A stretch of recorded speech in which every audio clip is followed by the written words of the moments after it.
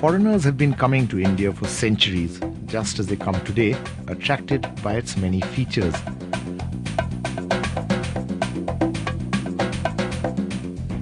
However, one wave of foreigners which swept into India was different, and its impact continues to be felt until now.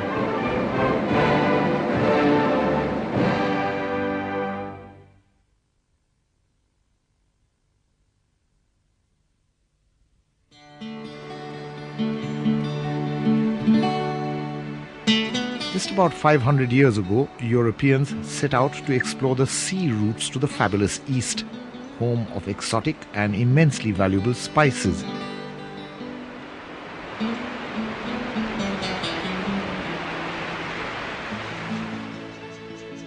The spices had been produced in plenty in the Orient and traded for centuries, carried by Arab and Jewish traders through West Asia to the insatiable European market.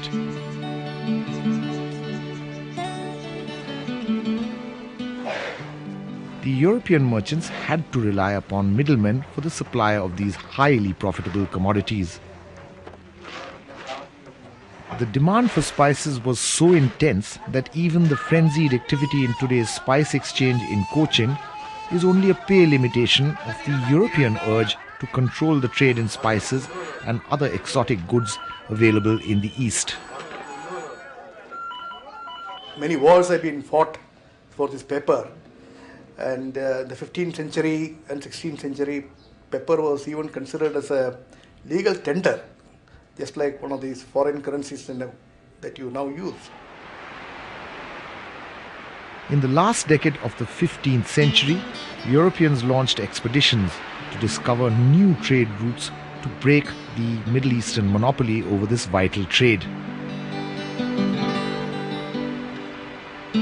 Christopher Columbus sailed westwards, and in 1492 he found himself in the land later to be called America.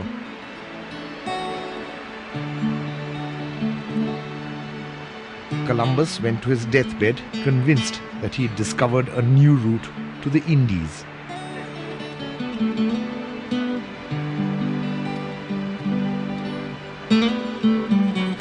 Six years later, the Portuguese sailor Vasco da Gama rounded the Cape of Good Hope, sailed the Indian Ocean,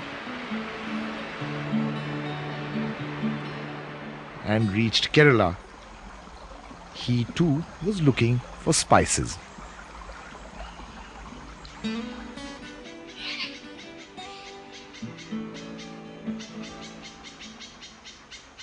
For the Western Europeans, Indian spices in general and pepper in particular was very important.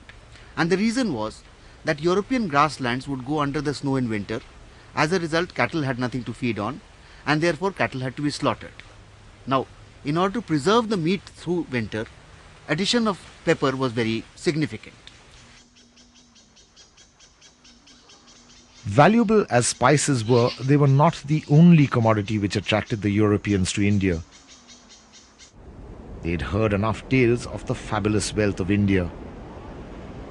The magic of its famous textiles cast a spell far beyond the shores of the subcontinent.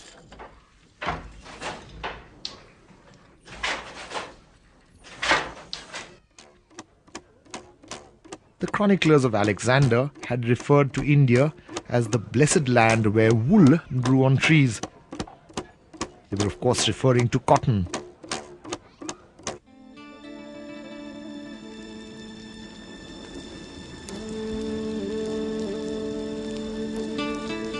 It was even more fantastic that a humble worm should contribute towards producing a fabric fit for kings.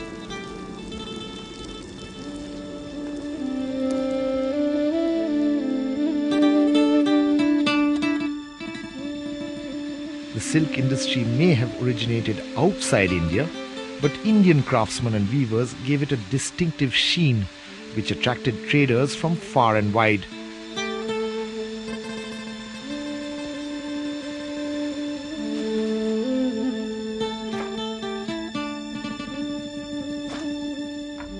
Therefore, through the centuries, the silk and cotton weaving industries became arguably the most important sector for the development of non-agricultural production, and an entire culture grew around these. And even as these attracted Western traders, the technologies they brought in also had their impact on the processes of production.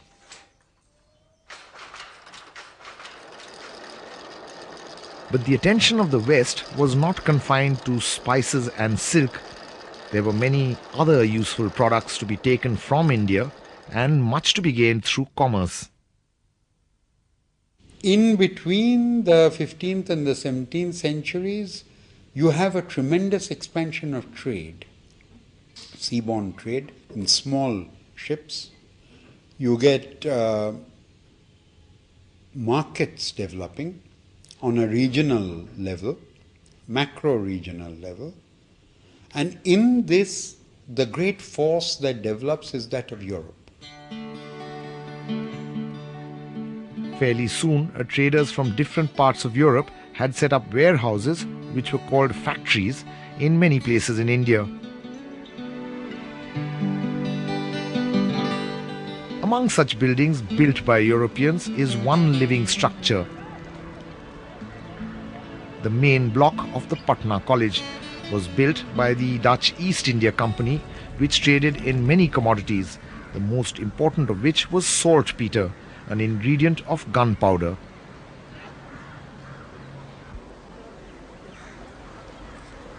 Only much later, well after Indo-Dutch commerce had been overtaken by the British, did this building become a seat of learning.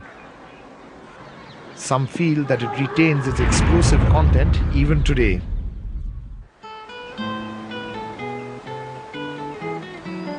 There were many more reasons for Europeans to come here. These became clear soon after the Portuguese had landed on the west coast. This gate at Old Goa commemorates the landing by the Portuguese, who soon established a colony there. The Portuguese came to India in 1498. By 1510, they were in a strong enough position to be able to build churches like this.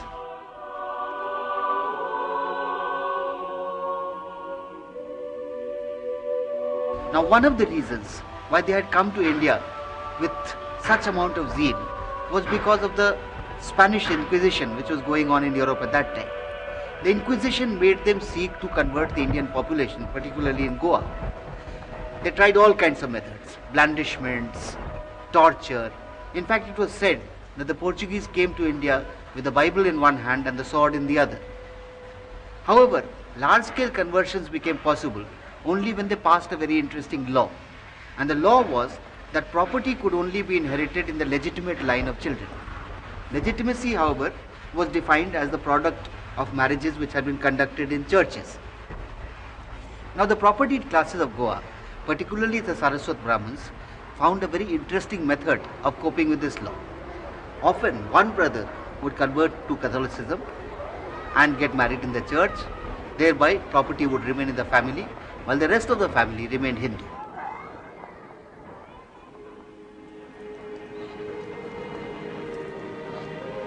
Caste adapted itself to the new forces, but technology and the economy changed even more dramatically.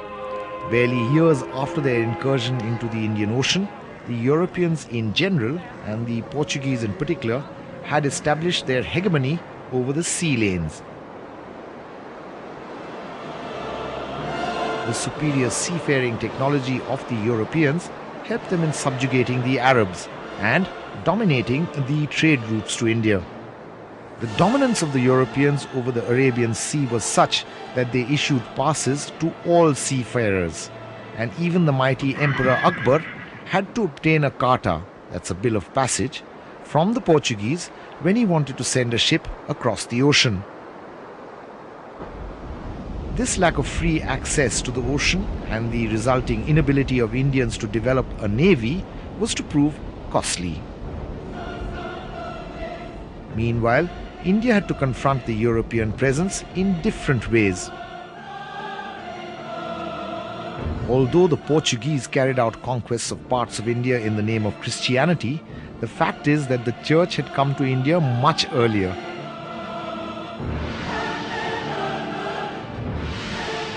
Saint Thomas the Apostle had brought Christianity to India a few years after the crucifixion of Jesus, and this memorial in Kerala is witness to that visit.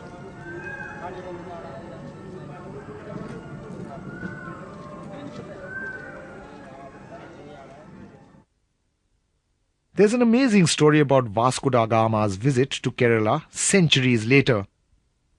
He is said to have bowed before a statue of Kali, the mother goddess, thinking it was an image of the Virgin Mary. However, fairly soon afterwards, the Portuguese started building large churches and cathedrals. Their early years in India coincided with the Inquisition in Europe, a period of religious fanaticism.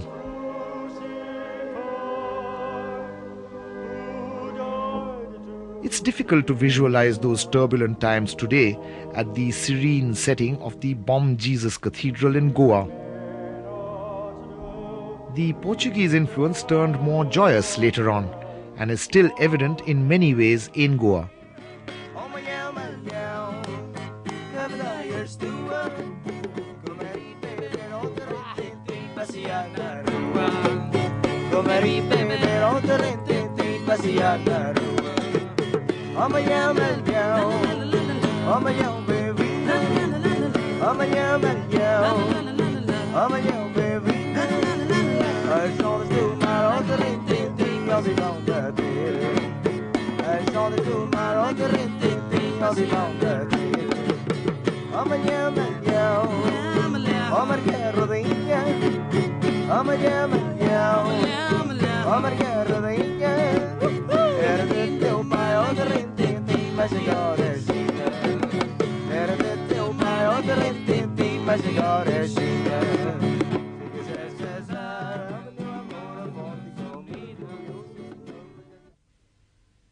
And yet, there are also other reminders of the period when the West met the East. The Padre Ki Haveli in Patna is one such site. Located near the Olandas Tola, that's Hollanders' settlement, it is one of the many monuments of the early contacts between Europe and India. That encounter was not easy.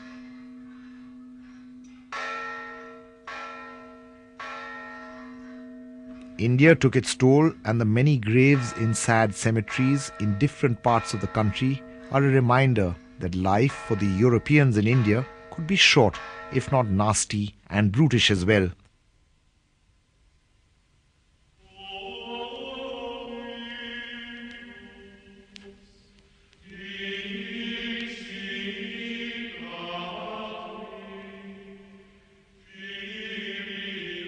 They made little attempt to adapt to the climate, and they and their families were easy prey for disease and death in various guises.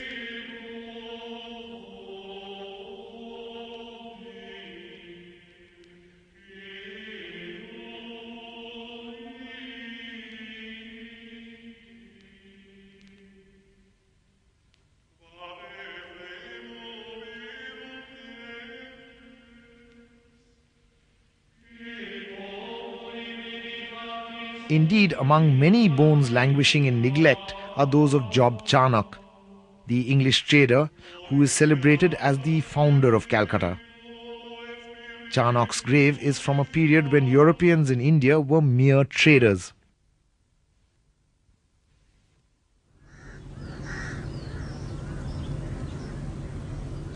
The French too had a major station not far from Calcutta at Chandannagore on the Hooghly River. It's a sleepy little town today, with a riverfront where its youth while away their time, seemingly oblivious of their French connection. The legacy of France is largely confined to the museum, located in the house where General Dupleix once lived as governor of the French possessions in India.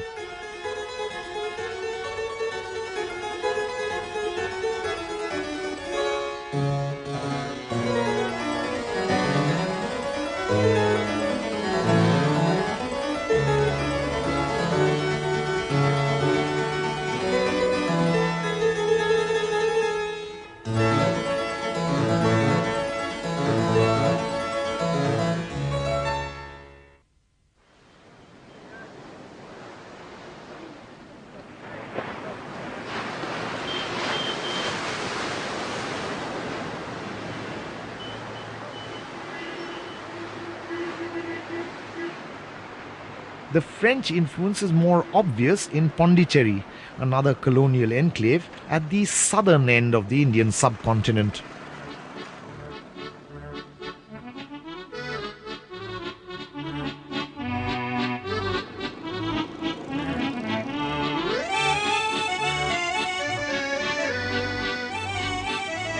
Official buildings, street signs, and even the typical French kepi, which is part of the uniform of its policemen, recall the French presence.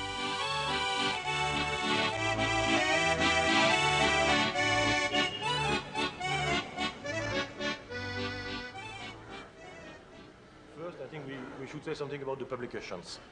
Ulrich is here and she can say something regarding the publications which are... A much more substantial example of the French connection is the Institute of the Far East, where European scholars and Indian pundits work together to reconstruct elements of India's past. What to do for that particular seminar. A less benign Western presence in India was that of the British, who also came as merchants but succeeded in establishing their empire. Other European powers too tried to conquer India, but the Portuguese and French ended up with only small enclaves. The British were much more successful.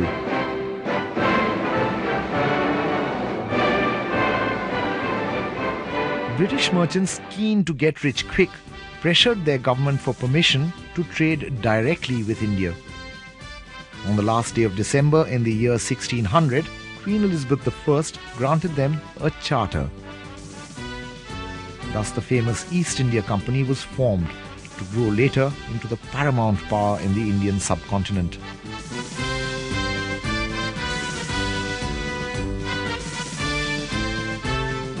"12 years later, in 1612, the English defeated the Portuguese in a battle off the Gujarat coast.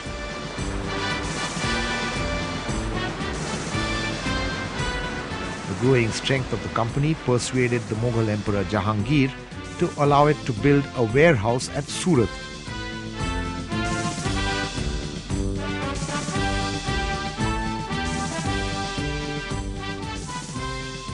Called a factory, this warehouse was established close to the Surat fort. The fort continues to play a role in the life of the town. These days, it's a police station. The historic East India Company factory has all but disappeared. However, Surat is still a thriving commercial centre with international connections.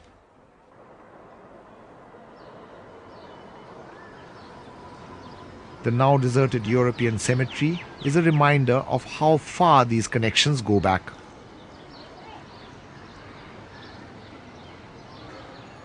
In 1640, the East India Company representative obtained a strip of land from a local Hindu Raja in Madras, and the fortified factory of St. George was built there.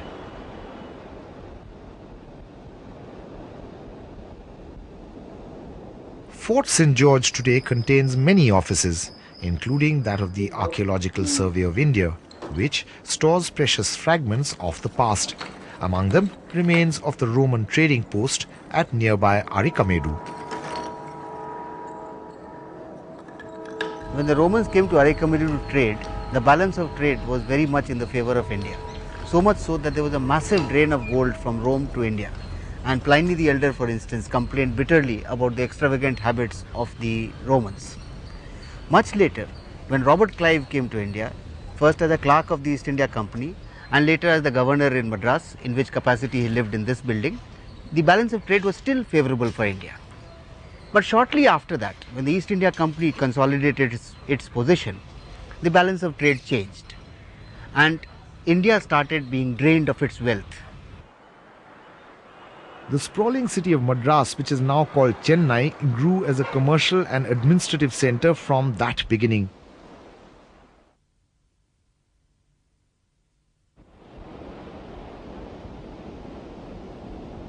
In 1661, the Portuguese princess Catherine of Braganza brought the island of Bombay as part of her dowry when she married Charles II of England. By 1668, King Charles had rented Bombay, the finest port on the west coast of India, to the East India Company.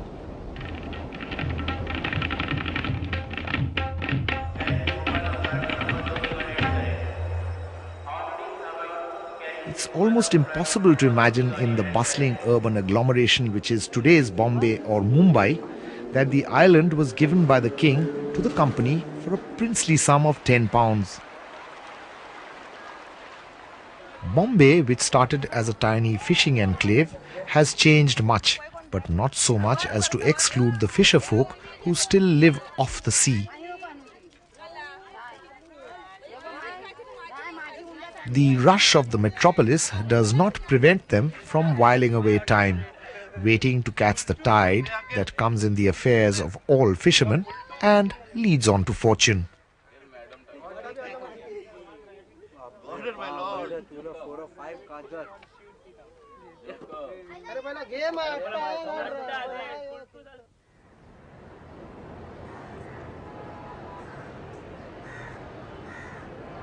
However, more than Madras or Mumbai, Chennai or Bombay, it was Calcutta which became the focal point of the British presence in India.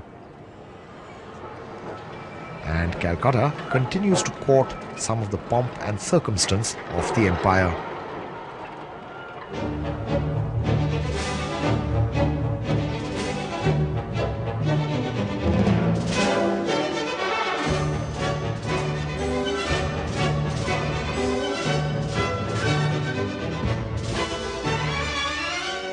Meanwhile, as the Europeans were making themselves at home in India, the Indians themselves were making the consolidation of European power easier. The fabulous Vijayanagar kingdom, which the Portuguese described with wonder, was reduced to a rubble by the combined might of its neighbours.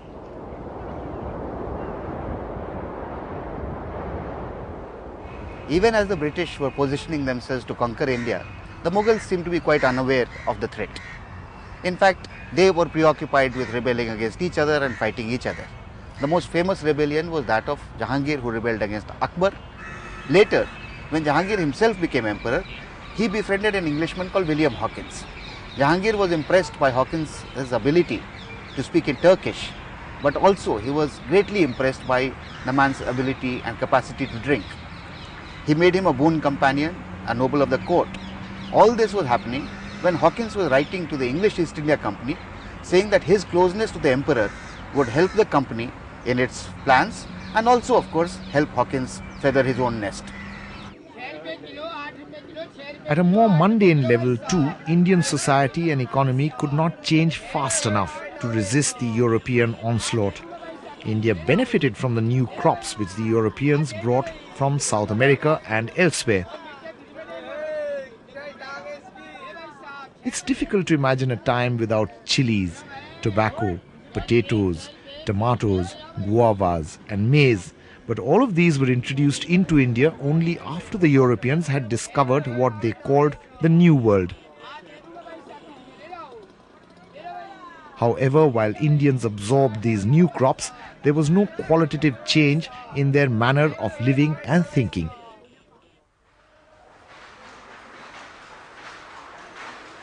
In most cases, production continued through age-old techniques, and even the textiles, for which there was a large market at home and abroad, continued to be produced more or less as they had been for centuries.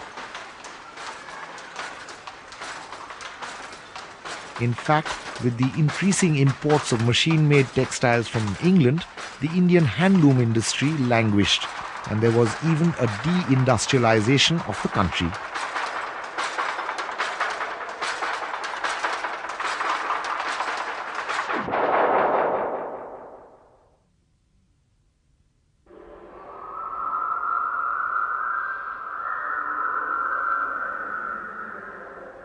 What was worse, even at the height of prosperity, public works received little or no attention.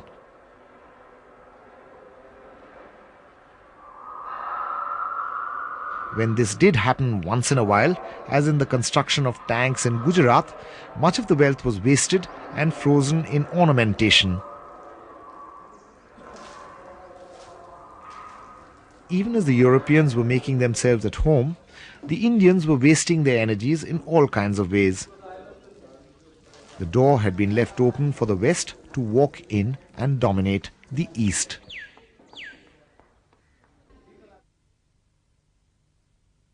The Europeans had a much greater degree of ferocity, a far greater degree of brutality, the capacity to ruthlessly kill those whom they fought, and the capacity to organize business as well as commerce in such a way that they could keep their profits going, but they could also keep the goose that laid the golden eggs alive. There were, of course, some Indians like Tipu Sultan who had the foresight to see the inevitable conflict between the Europeans and the Indians. But the likes of Tipu Sultan were few, and they perhaps came too late. Hegel had once said that events and personalities, as it were, come twice in history. Marx added that Hegel should have realized that events and personalities do indeed come twice in history, but the first time they occur as tragedy, the second time as farce. If Marx had been talking about the cases of Krishnadevaraya and Tipu Sultan, he might have come to the conclusion that events and personalities come twice in history, the first time as tragedy, the second time as even more profound tragedy. The case of Krishnadevaraya illustrates part of this. He set up a very large and powerful empire, but that empire ultimately could not withstand the onslaught of its neighbors. The very nature of feudalism on which the Vijayanagara Empire was built, it ate into its vitals. Apart from that, the neighboring kings were constantly competing with Vijayanagara and attacking it. And finally, the internecine fights which went on between the Shaivites and the Vaishnavas also destroyed the empire from within. Tipu Sultan, a few centuries later, built a much more modern empire. He was a member of the Jacobin Club. He planted a tree called Liberty. He gave to his citizens a very model code of laws. Nevertheless, faced with the fact that the Nizam entered into an unholy alliance with the British, Tipu was defeated. He was himself killed, and his empire, the big kingdom that he had built, was thoroughly destroyed. Even the valor of Tiger Tipu, who fell fighting the British, could not prevent history from taking its own ironic turn.